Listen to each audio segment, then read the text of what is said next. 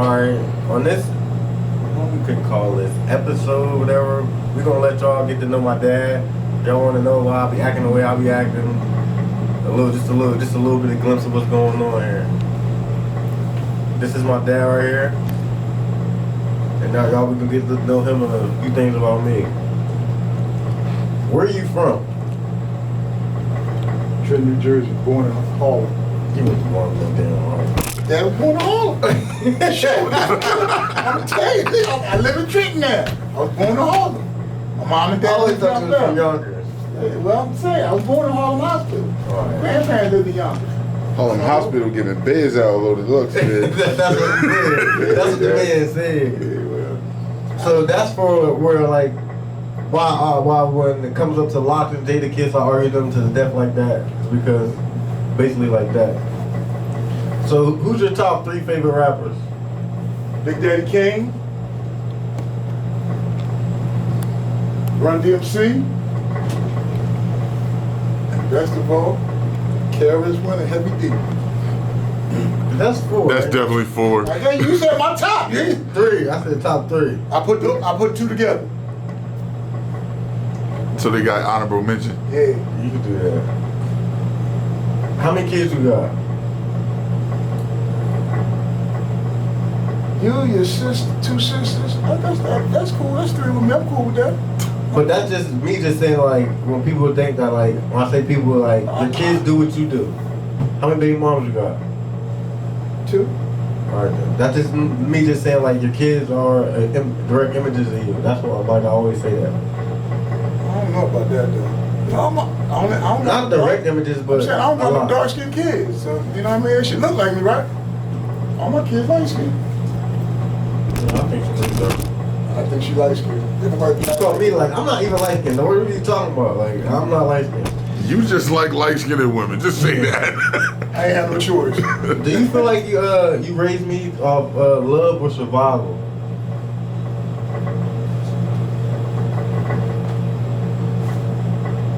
Like, what do you mean by survival? Like, just five? Like, I don't know what everybody else mean. I feel like survival's different than everybody else. I really joined love because I love you. I mean, you did love me, but Surviving, I knew you gonna survive. We're gonna survive together. We're gonna make it together. We rise to the top together. I feel like, you know what I mean, keep on rising to the top no matter how I go. If I feel like- fall, I'm gonna push you up in the head. yeah, I but want I you feel to like I survive. was raised more off survival than love. Like I don't feel like. I mean, I feel like you love me, but I never kept no secrets from you, that's for sure. yeah, I feel like I was more taught to survive a lot more than to love. I just want Like, you to have I know a my better parents shot. love me, but I was really more taught like you got to make it in this world. I want you to have better than me. I want you to pass that down to every generation. So you- I want do everybody you- to be better than me. So do you feel that he gave you the game so that the game could never take advantage of you? Is that what you mean by Yeah, survival? basically like that. Like you feel me? So it's like, yeah. I don't want somebody to learn the hard way. I want you to learn. If I could teach you something, I want you to learn off of it because everybody got to realize that it's bigger than me. You know what I mean? I had to learn the hard way. It wasn't like I could go to somebody and teach it. You know what I mean? I'd rather me teach it to him than somebody else teach it to him. Because my dad made a statement when I was a little kid that, you know what, your family's your family. Because you made that. That's your family. I made a choice whereas guess what? If this is what I got, this is what it is. I want everybody to have a better shot than me. You know what I mean? I want everybody to be better than me. I don't care what it is. I want you to be better than me every day. Just like my nephews and my nieces, I say the same to everybody. I want everybody to be better than me for one reason and one reason only. I don't want nobody to struggle. I got a job where I ain't really make no money. Guess what? I don't want everybody to have a job like that. I want you to be something, have something, and keep doing something. Because it's important to me. When I'm gone, I'm gone. I can't come back. I said the best dude that I always respect for, and no lie, my father. He went to work all different times of the day. Guess what? He came home, didn't say a word, did it all over and over again. So to me, the best teacher I could have, as I became a man, my father-in-law. Because no matter what, he did what he did. He never looked back. So to me, I just feel like with my kids, my nieces, my nephews, and all that, I got big shoes to fill. So with my son, I might be hard on him sometimes. My daughter, I might be hard on her sometimes. But guess what? I want everybody to realize. When I'm dead and gone, I'm gone. Ain't no digging me up, Dad, what you think? Nah, nigga, you got to make it on your own. Because I gave you the floor mat. And if you being honest with him, it's a good and a bad. All right, so that brings me to my next question though. So I'm like, I feel like you exposed me to a lot of stuff that people would have hid from their kids. Why do you think you did that? Because I wanted you to have a better shot in everything. I don't care if it's regular life, street life, or whatever life. I want you to have a better shot. Because if you see it and know it, you know right from wrong. What you can do, what you can't do. What you can make and what you can't make. You know what you can do and what you can't do. It ain't me. You got to know it. You got to believe in yourself to do it. So,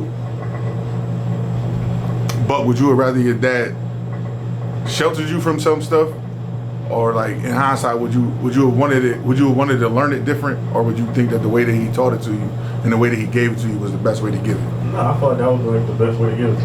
I feel like he exposed me to a lot of stuff. So when I seen the other places, I wasn't as surprised by it, or feel me? It wasn't nothing that I was excited to be gassed about. You feel me? There was one thing, like that's how like guns was the one thing I wasn't exposed to by my dad. That was something I got into by myself. You feel me? Like that was the one thing he didn't expose to me. I've never really seen that. That's something I got into by myself. Like, but anything else, it's just normal, regular stuff. You feel me? He took the shock value off of it by teaching it to you early. Yeah, but I feel like I'm growing up in the city like that. Like I grew up. You go and see stuff. I see stuff outside. It's stuff I seen outside that stuff you ain't supposed to see. Right. But my birthday coming up, and I wouldn't mind if y'all don't tell me he have a birthday. Like I wouldn't even mind that at all. Like, see, that's I ain't even tripping about that. See how you say that? But let me just show you the logic that I always thought. Me growing up as a kid, I always felt like birthdays were important to certain aspects. Because to me, like, I watched my dad birthday go by, and I watched my dad die right after his birthday. So to me, my dad always made a statement that I was real young when he made it, but it eated me every day. Because that's why I do for my nieces, my nephews, everybody. Because I realized the statement my dad made, it takes effect in my life now. Like, my son would say, like, Dad, I'm almost, whatever, you buy me cars. Guess what? I don't give a fuck. I could care less about all that. In my mind, I want to be on the level that my dad was on when he died. My dad did almost 50 years, almost 30 years, right? I want to make the same difference he made to me then, to him and him. Because I know it's important. One thing that's important to me, to all y'all, is that to me, my dad said family is all you got. When he said that, my dad signed himself out the hospital, had cancer, real bad. Back in them days, they didn't have no chemo, radiation, none of that. You had it, it was it. So to me, I look at him, I look at him. I got a son and a grandson's birthday at the same day. That tells me that I'm blessed to make it where I'm at. So to me now, just like I got you, guess what? A lot of things y'all don't get that I do get. I'm soon to be 60 in another year and a half. Guess what? That's important to me. You know why it's important to me? I made it with y'all. I made it with my family. So to me, that's my ride or die. All right. Do you know what my first tape was that you gave me? That's tough. He always had music, so that's He did tough. always have. I used to be taking tapes, but I'm talking about the tape that he gave me on my own that I didn't take. Look, It was. I let you listen to all different He music. did let me listen to a lot of different stuff, but I used to take tapes. But it was the Biggie. What was the joint? The Life After Death. I bought you the number. I bought you the number. I got one, and Kira got the other half. Yeah, I get look, and I bought you the hat. I bought you the hat. You had the lumberjack hat with the thing and everything. I bought the whole outfit. You remember what my first job was?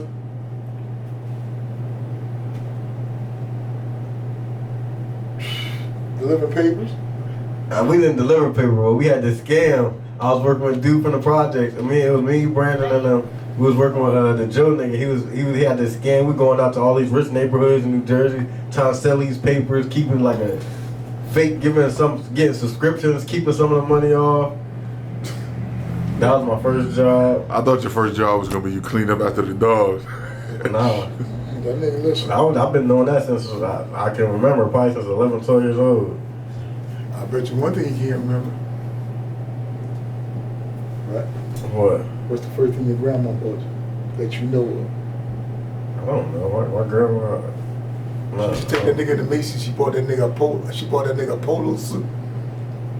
He went to church with her. Remember that?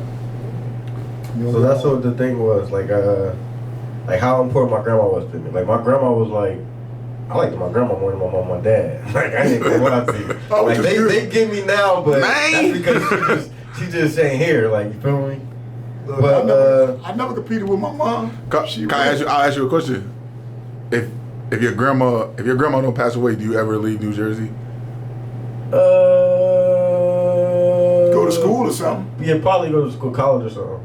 Probably go to college or something. No, I don't know. My grandma would have let me do whatever I wanted to do. If I wanted to move here, my grandma would have been with it. Whatever, my grandma was really like, whatever I wanted to do, she was going with it. She'll support you. Yeah. Right. I agree with that. But what I'm saying is, like, do you think that you ever would have left her side for real? I would have, cause it wouldn't have really left my grandma's side. Like if I would have moved there and I had a program for school, my grandma was pulling up. She'll drive all the way up there with Like that's not even a question. You know what's funny? That his grandma used to keep, like, he got sick one time. Remember he got sick? His grandma didn't let him eat school lunch no more from that day. Yeah, the rest of I got sick at school and we thought it was food poisoning. And for the rest of my grandma's life while she lived, she called every Sunday, she took me to the grocery store, me and her grocery shop, and she bought me stuff for me to take to school for lunch. If they ain't go with her, even if I didn't live, she pulling up like, hey, sometimes I didn't go with her, she pulling up with my groceries, whatever. Kiwis, raisins, fruit, all of that. My grandma she pulling up like, I was thinking like, my grandma, it was in the mornings, my grandma would come and sit at the bus stop with me and watch me get on the bus, but she could have just took me to school. She just wanted him to have that experience of just, being around other kids. So that's why I say, like, to me, I always learned that, your mom would teach you a valuable lesson. And my mom taught me a real valuable lesson before she passed away. Yeah, all the kids would cling to me, not my brother and them. And I was cool with that, because I already had my kids and everybody else's kids with me anyhow. I treated all of them, I loved them all. I take them shopping, do everything with them. Like I used to do y'all. So to me, I'm glad I had to learn. My mom taught me a lot. My dad taught me a lot. Being a grandpa teaches me even more. You know what I mean? Because lots of times, I ain't gonna lie, there's some days I've been tired as all outdoors. Man, I be like, man, I don't even want to go to this job. I can't stand this job. I'm like, you don't go to this job, your grandkids can't have nothing and your kids can't have nothing. I'm like, oh, man. And I ain't gonna lie, when I get to retire, though I might not never retire, all I think about is my grandkids and my kids. I don't care how old they are, they mine. And that's just how I feel. Like, to me, being an old head, the kids always gonna be your kids. I don't care what you do. Y'all could be beefing or whatever, guess what? You still my kid. I don't care if you don't speak to me or we fight. You still my kid. If somebody says something slick, I'm gonna sneak them first. You know what I mean? I got something else I always wanted to ask you. You remember like that one time, my cousin got in trouble for stealing cars. I didn't get in trouble for stealing cars. Nobody ever said nothing about me for stealing cars. I come back to the house. They asked me, you asked me where he's at. I don't know where he's at. I don't know. I've been taught my whole life. Don't be no tattletale. Shut up, mind your business. But they called on the phone, and he was on the phone, and he said like somebody else calls on the phone, and he got on the phone like, oh, don't tell nobody where I'm at. I'm like, all right. You yelled, and I got in trouble, even though I did what you told me my whole life was to not tell nobody. Why would I get in trouble? Just because you was my son. That don't make no sense. Like, my whole life I've been taught don't tell nobody. So when the situation comes up, somebody else get in trouble and I don't tell, and I still get in trouble. Goddamn right. And you my damn son. I don't give a fuck how I go. Let me tell you. And I mean this. This is just, like certain parts as a parent, you ain't gonna always be right. But you being my son, I don't want you around. No niggas that gonna do something wrong and bring some heat to you, because guess what I want you to know? I'm gonna fuck their parent up. I'm gonna fuck their uncle up, I'm gonna fuck their dad up, and guess what? If it come out cockeyed, I'm giving everybody the fucking business. I ain't got no remorse in fucking somebody up over my kid. I don't care if you're 40 or 50 years old, I still fuck you up. I don't care. I'm that type of dad. I will give you the business. And won't hesitate about it either. I do it over my nephew too. I whoop that ass. If somebody get wrong with mine, I'm fucking them up. I ain't got no remorse. I ain't got no remorse for taking your teeth out your mouth, taking my foot out your ass. It is what it is. Just being honest. I don't want you to be no snitch, which I didn't want you to when I was proud of you. I just didn't tell you. I just had to make that, thing in front of your mom so she'd be like, yeah. Oh yeah, that's about the BMF and Meech and anything. Meech said like, my dad made me a hard worker, but I never told him to his face. That's how it gets like sometimes. Sometimes it'll be like that. Look, Right. give you something funny. I told my daughter not to go down by the log, you remember? Yeah. Kara went down by the log, I hit her twice. She cried like I whooped her ass for 40 minutes. Look, I told her, don't go down, you ain't supposed to go down there. She went down there, she came back. I caught her little ass in her 2 times. You'd have thought I set a fire to her ass. She was crying, running around the corner, little snotty nose, little chubby little ass. It just certain shit that everybody could do, others couldn't do. Him? That little nigga was a mess before he was a mess for a minute. How the hell you ride all over town on a bike fucking with dogs? You all over everywhere. Look, you ain't even got a care in the fucking world. You got your dog with you riding all over him and Pooh Bear. Them little niggas running on. They all over West Trenton, North Trenton, South Trenton, riding the bike doing all kind of shit. You little motherfucking kids supposed to be out West Trenton, so down the hill. They gonna get some ice cream, fuck it. They doing other shit. Alright, I just wanted to give y'all a glimpse into my dad. If y'all kind of wanted to understand why I act the way I act. And show y'all what my dad means to me. Like, my dad's really like, he showed me a lot of shit. Still like, and he always called me his crime partner. Like, my dad's really like my go-to. Like, if somebody piss me off, get cut off in traffic, I might call my dad. If I fuck around, have to send a hit on somebody, I'm still probably gonna call my dad. And like me and my dad like a dog ass relationship. Like, I pray me and my son have that kind of relationship that me and my dad got. All right, so this right here was an insight of the relationship between you and your dad, and I just want to ask this question to all 3 of y'all for real. You know what I'm saying? I'm a sneak him in there. I'm gonna get him in there. Yeah, Reem, we gonna sneak you in there and get him in there, because I do feel like, and he always said, and you know what I'm saying, even me included, like, you know what I mean, he always tell us, you know what I'm saying, like we was his partners in crime, you know what I'm saying, but he never tried to lead us to that, or never tried to lead us to no crime or whatever. He just always showed us that he had his back. So my question to you, Unc, is if you had one thing to tell yourself, one thing that you just, you know what I'm saying, you just say, you know what, I got one thing I want to tell him. What's the one thing you want to tell? What's the one thing you want to tell your son for him always to remember and always know? Your family is all you got. But what's the one thing you want to tell that little man next to you with the same birthday as you, and just the one thing you want to tell him that you feel like is just that thing that's gonna help him throughout life? It might sound like cliche or whatever, but to thine own self be true. And last but not least, Reem, I'm gonna ask you a question, my G, my dog. You know you my dog, you my man 50 grand, Reem. What does your dad mean to you? Everything. Everything? I'm gonna come back up to there. What's your dad mean to you, Buck? The same thing. Everything. What them 2 little youngsters mean to you? They mean more than I could ever say. Let me tell you something. I'm still here because of them 2 and my daughters. Contrary to anybody ever saying everything, I ride or die for mine. That's real talk. And the craziest part, and the reason why I wanted to ask those questions and I wanted to get those out is because I wanted everybody to know is that even though, you know what I mean, Unc said it, family is everything. He said family is everything, but you notice the answer from each and every one of them is that the person before them that gave them life, that's here showing them which way to go, that person is everything. So from, we down here at the One Stop Shop, and from Buck's World, this is just my perspective. There's 3 generations of Campbell men that the generation before them is setting a table for the generation after them. He set a mean table for Young Buck, and he's setting a mean table for Reem. That's black fathers doing for their kids what most of us don't do. And we're not saying it to glorify anything. We're just saying it to fathers, take time with your kids, because you never know what could happen. You never know what could come up.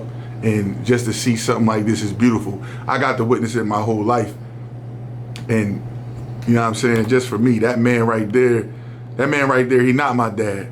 But he was one of the closest things I had to a dad, and not having a relationship with my dad. And he never tried to be my dad. He always pushed me to have a relationship with my dad. But he always was a father figure that let me know, like, yeah, this is right. No, nephew, this is wrong. Do this, do that. And you know what I'm saying? If don't nobody ever give you your flowers, man, I hope you see that just in this segment right here, your flowers are showing like the legacy that you left behind, not just with, you know what I'm saying, your son, but the legacy that you left behind that has your son leaving a legacy behind for his son, and the legacy that you left behind for me that got me leaving a legacy behind for my kids. So, you know what I'm saying, we appreciate that, from the shopping to the words of wisdom, even when it's long-winded, but they words of wisdom, and they always been, you know what I'm saying, they always been something that, even if we act like we ain't pay attention when you was telling us, it was later on down the road where those words rang clear, and it helped us get through a whole lot of situations, I'm sure. So to end this off, because by the time we come back, we won't do it, and he might not want it, but we want to say happy birthday to Buck, happy birthday to Reem. You know what I'm saying? You know how many big March 12th Bulls. Just want to let y'all know, like, I appreciate y'all too. You know what I'm saying? Like, happy birthday, Boss Hog and Little Hog. And it's nothing but love. Thank you. Reem, you got anything you want to say to the people before we go? Nope. Yeah, you just like your dad. This is Bucks World signing out. Old man deuces.